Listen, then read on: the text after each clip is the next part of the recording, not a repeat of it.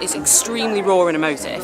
Jennifer France is phenomenal. Seamless voice. It's certainly different. I've never seen anything like it. It's one transitional piece where you're kind of transported. What's quite interesting is that there's nowhere for any of the cast to hide, which is quite rare actually in opera.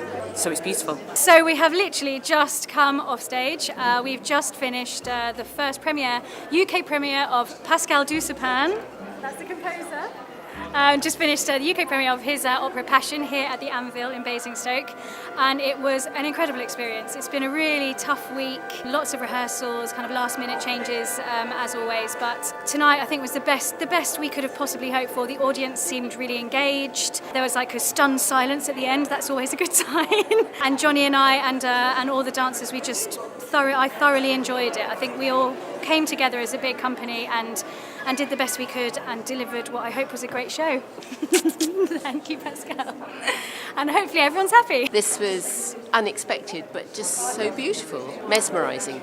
I'm not a ballet fan, and I was happy that this was movement rather than dance. The movements were beautiful, the movements were meaningful. The bare scenery just enabled them to use the space, to coalesce with the music.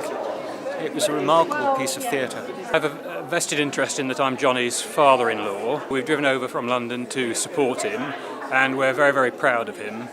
I can't say that as a family we're really into modern music of this type, but it has some very interesting features, particularly the way the voices, the vocal lines and the instrumental lines dovetail in and out again, such that you think you're listening to a vocal line and then it seems to be the violas playing it, and then it's back to another vocal line again, and it's almost seamless.